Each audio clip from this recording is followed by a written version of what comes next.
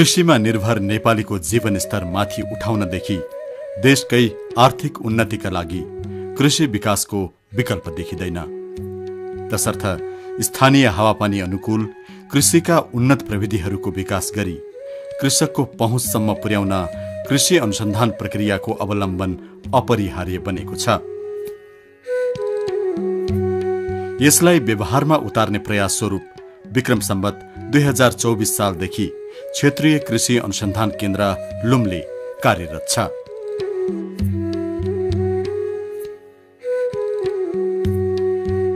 अन्नपूर्ण हिमालको काखमा अवस्थित कास्की जिल्लाको लुम्ले स्थित यो केन्द्र, जसले मध्य पहाडी क्षेत्रको कृषि अनुसन्धान तथा विकासमा अग्रणी भूमिका खेल्दै आएको छ।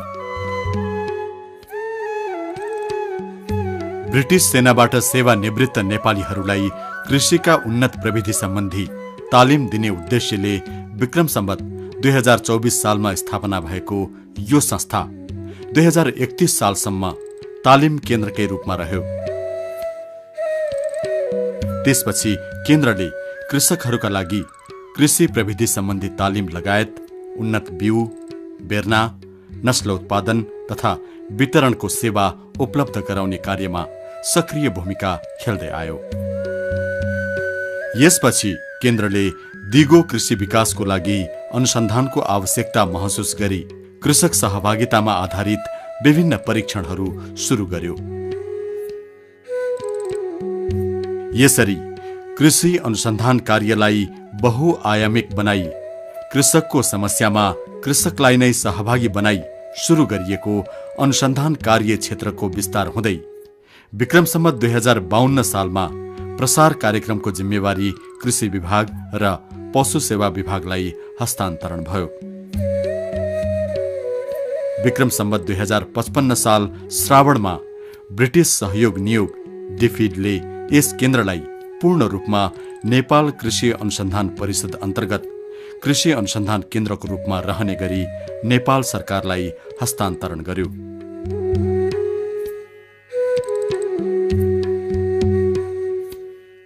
विक्रम सम्वत 2060 साल श्रावणदेखि यस केन्द्रको स्तर वृद्धि गरी क्षेत्रीय कृषि अनुसन्धान केन्द्रको रूपमा यसले काम गर्दै आएको छ।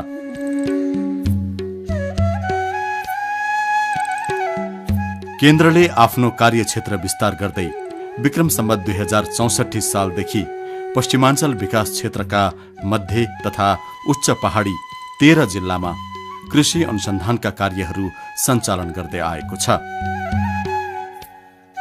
केन्द्रले सबै भेगका कृषकहरूको आवश्यकतालाई मनन गर्दै कृषि पारिस्थितिकीय तथा बाह्य अनुसन्धान स्थलहरूको पनि स्थापना गरेर अनुसन्धान तथा प्रविधि विकास र प्रमाणीकरणको कार्य समेत सञ्चालन गरेको छ।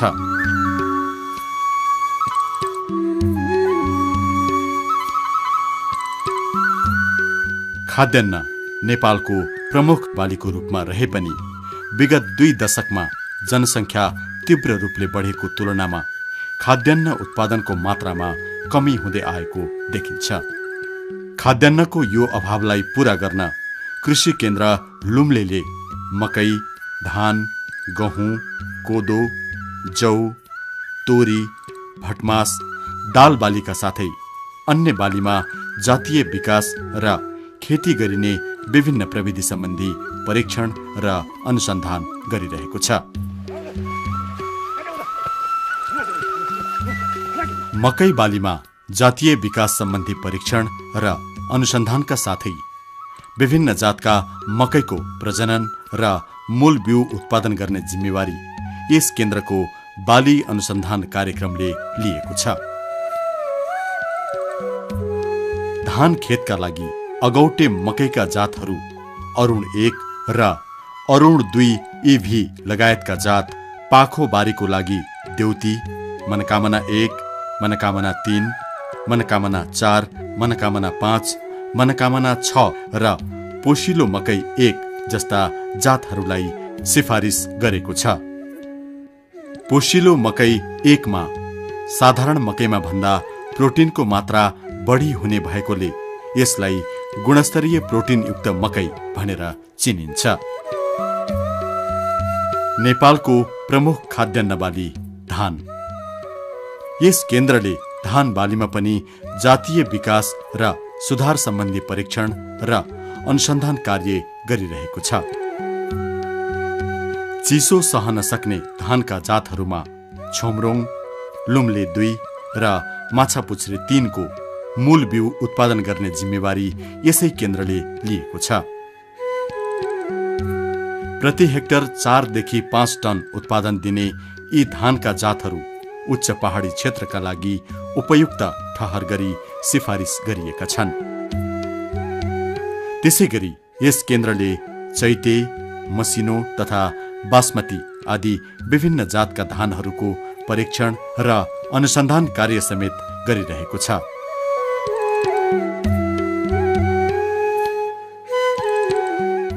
प्राय पहाडी क्षेत्रमा गहुँ खेती सिँचाइ सुविधा नभएका ठाउँहरूमा लगाइने हुँदा यस केन्द्रले सुक्खा सहन सक्ने गहुँका जातहरूमा परीक्षण र अनुसन्धान गरिरहेको छ।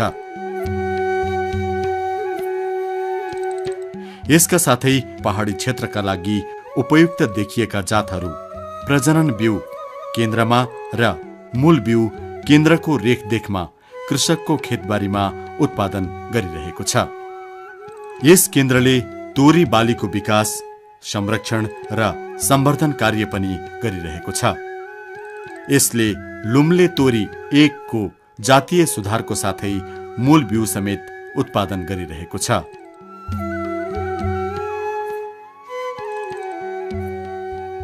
किसानहरूले पनि निकै रुचाएको यो जातको तोरी नेपालको मध्य पहाडी क्षेत्रको लागि उपयुक्त देखिएको छ।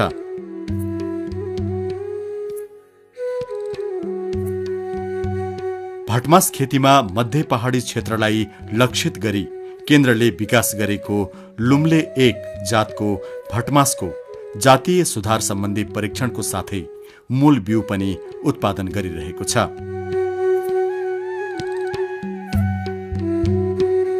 केन्द्रले विकास गरेका अन्य खाद्यान्न बालीहरूमा कोदो, जौ आदिको जातीय विकासको साथै मकैमा आधारित अन्तरबालीहरू कोदो, भटमास, बोडी, सिमी लगायत अन्य तरकारी बाली र गहुँसँग केराउ बाली प्रविधिहरू किसान समक्ष पुर्याई कृषकको आय आर्जन बढाउन उल्लेखनीय योगदान पुर्याएको छ।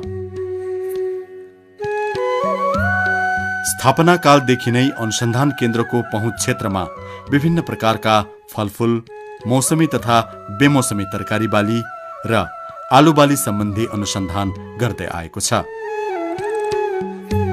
नेपालको दीर्घकालीन कृषि नीतिमा आर्थिक दृष्टिले फाइदाजनक बालीलाई प्राथमिकता दिने सोच अनुसार केन्द्रले भेग सुहाउँदो विभिन्न बागवानी बाली सम्बन्धी अध्ययन अनुसन्धान गर्ने कार्य योजना समेत तयार पारी सोही अनुरूप कार्य सञ्चालन गर्दै आएको छ।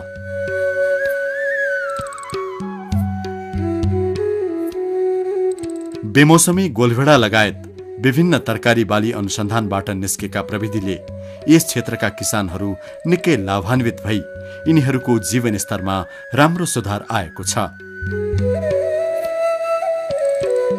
यस केन्द्रले विकास गरेको वर्षायाममा प्लास्टिक घरभित्र गोलभेडा खेती गर्ने प्रविधि यस क्षेत्रमा मात्र नभई नेपालभरि लोकप्रिय भएको छ।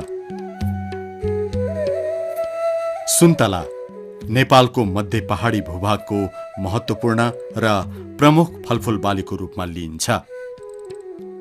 यस केन्द्रबाट सुन्तलाको उन्नत बगैँचा व्यवस्थापन तथा उत्पादन उपरान्त प्रविधि अन्तर्गत सुन्तला भण्डारणका लागि अपनाइएको सुधारिएको सेलार स्टोर प्रविधि यस